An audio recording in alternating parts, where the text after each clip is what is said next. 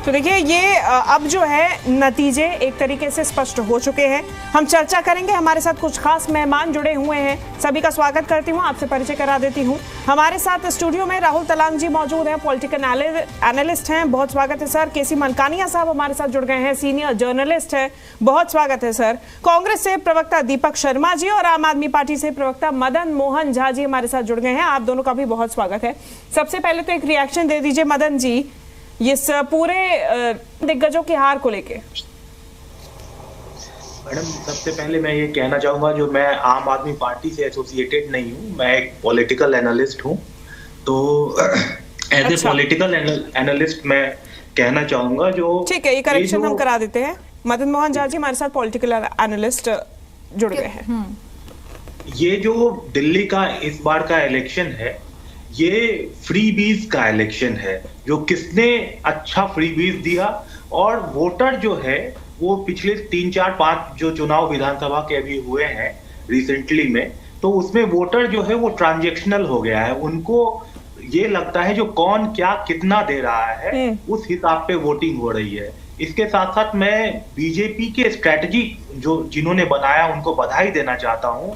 जो उन्होंने जो मिडिल क्लास जो वोटर था, जो आप देखिएगा जो लोकसभा में जो है तो बीजेपी को वोट करती थी, लेकिन ये विधानसभा में आम आदमी पार्टी को वोट करती थी, वो जो है तो इस बार मिडिल क्लास वोटर जो है इस बार उन्होंने बीजेपी को वोट किया है।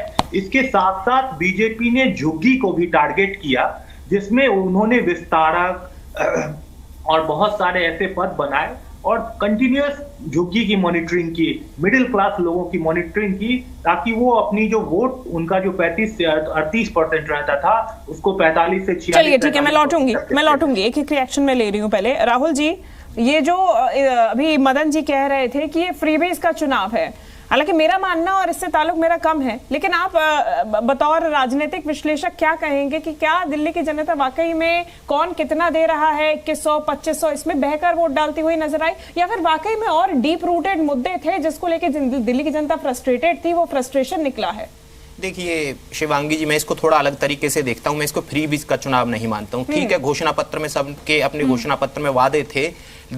आम आदमी पार्टी तो लगातार दे ही रही थी, बिजली फ्री, पानी फ्री, बस यात्रा फ्री और भी कई सारी चीजों की उन्होंने घोषणा की, लेकिन फिर भी दिल्ली की जनता ने उनको नहीं चुना। तो नहीं चुना तो एक तरीके से इसको भी मान लीजिए कि फ्रीबीज तो ठीक है, सुविधाएं तो आप ठीक है, लेकिन उसके साथ साथ आपको और कुछ भी देना पड़ेगा। अपेक्षाएं ज्यादा है दिल्ली की जनता की। देखिए दिल्ली मिडिल क्लास बहुत ज्यादा पॉपुलेशन है दिल्ली में, तो मिडिल क्लास की जनता आपसे बिजली फ्री चाहती है, वो अच्छी बात है, आपसे पानी फ्री चाहती है, अच्छी बात है, लेकिन वो साफ पानी चाहती है, वो अच्छी सड़कें भी चाहती है, वो गलियां साफ चाहती है, वो कूड़े का निस्तारण अच्छे से चाहती है, वो नालियां साफ चाहती है। तो ये जो मुद्दे थे, नाली साफ नहीं हुई, अच्छा पानी नहीं दे पाई आम आदमी पार्टी की सरकार, यमुना की सफाई नहीं हुई, तो बाकी जो और मुद्दे हैं उन मुद्दों पे मुझे लगता है कि दिल्ली की जनता ने ये चुना कि भाई जो कर सकता है उसको चुनो। देखिए दिल्ली राष्ट्रीय राजधानी है और राष्ट्रीय राजधानी स्तर का कोई शहर नहीं है दिल्ली अभी भी। भारत जब वर्ल्ड की 5वीं बड़ी इकोनॉमी है तो दिल्ली से अपेक्षाएं रहती हैं कि दिल्ली साफ सुथरी रहे, कूड़े के ढेर ना रहे, कूड़ा लगातार उठे, वहां से गलियों में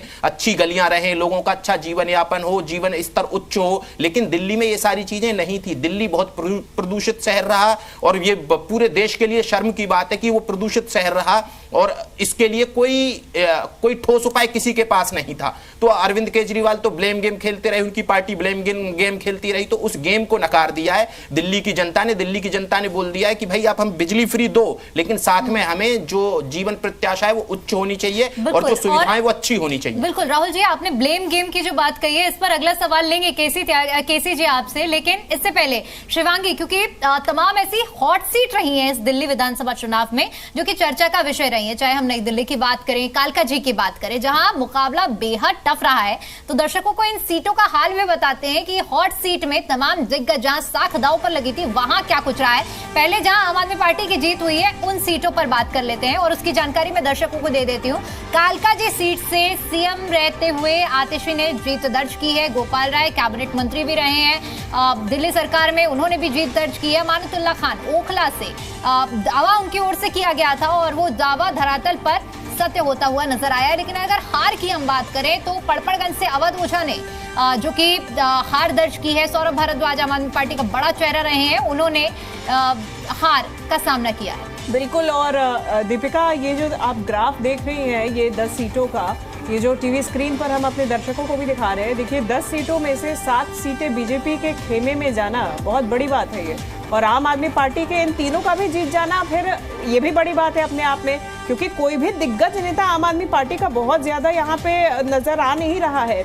जहां पर अरविंद केजरीवाल, मनीष सिसोदिया जैसे नेताओं की हार हुई है, वहां आतिशी इस चुनाव को निकाल ले गई हैं। दूसरी तरफ पड़पड़गंज जैसी सीट को छोड़ना अवध ओझा के लिए भी नुकसानदायक। आपने अवध ओझा के लिए ये सीट छोड़ी, लेकिन जहां आप गए वहां भी आपका बेड़ा गर्क ही हुआ, जंगपुरा भी आप नहीं निकाल पाए हैं। तो 2 सीटों का आपने एक साथ लॉस किया है। नई दिल्ली के अपने कारण है जहां पे अरविंद केजरीवाल हारे हैं, इसके अलावा और भी बड़े नेता, दिग्गज नेता आम आदमी पार्टी के चुनाव हार चुके हैं। और शिवांगी, जैसे कि अभी राहुल जी ने जिक्र किया था, केसी सर, मैं इसी पर आपका रिएक्शन चाहूंगी, क्योंकि हमने देखा कि दिल्ली विधानसभा चुनाव जब से कैंपेनिंग शुरू हुई, एक दूसरे पर आरोप प्रत्यारोप काफी ज्यादा रहे, लेकिन जिस तरह से एक कैंपेनिंग चलाई गई, हमने देखा कि लोकसभा चुनाव में एक नेगेटिव कैंपेनिंग का जिक्र आया था कि लोकसभा चुनाव में यह हुआ कि भाई संविधान बदल देंगे। कहीं ना कहीं दिल्ली विधानसभा चुनाव में हमने देखा कि आपदा शब्द का क्या दिल्ली की जनता ने नेगेटिव कैंपेनिंग के तौर पर असर लिया, क्या ये मुद्दे हावी हुए? अच्छा, ये सवाल अच्छा है दीपिका, इसमें मेरा एक एडिशन है मलकानिया साहब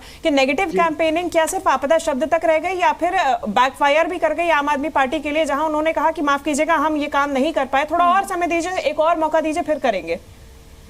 देखो, प्रधानमंत्री जी ने आपदा शब्द का प्रयोग किया और भारतीय जनता पार्टी ने इसका उपयोग किया।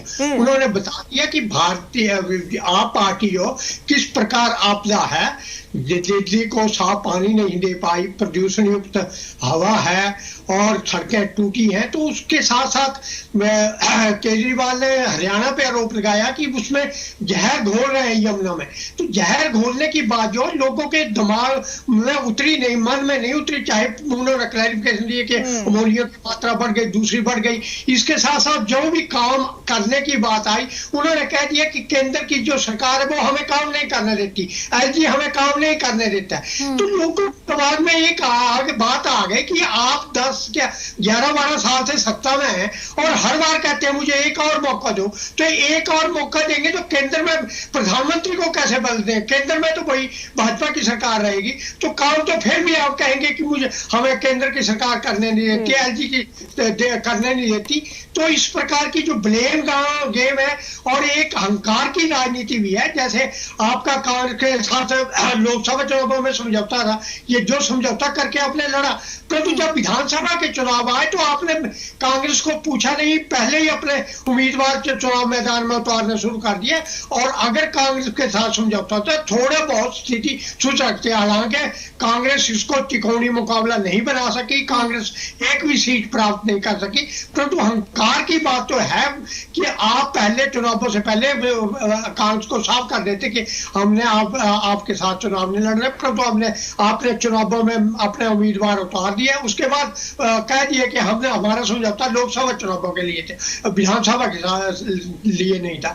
तो दिल्ली की जनता ने पिछले 30 सालों में 3 सरकारें देखी, और जब पहले भाजपा थी फिर कांग्रेस आई, उसके बाद केजरीवाल एक आंदोलन से निकले जहां जिसने कहा कि हम आम पार्टी है, आम लोगों की पार्टी है, ना मंगे बंगला लेंगे ना कार लेंगे, भ्रष्टाचार को मुक्त करेंगे, लोकपाल की नियुक्ति करेंगे। परंतु जब सत्ता में आए तो आपने शराब की नीति ऐसी बनाई कि उससे पैसा बनाकर आपने गोवा में चुनाव लड़ा, गुजरात में, दूसरे राज्यों में लड़ा, आपने विस्तार की राजनीति इतनी कर दी कि लोग पूछे। और दिल्ली की जनता सर ये सब कुछ समझती है और इसी के आधार पर ये आज नतीजे सामने आए हैं।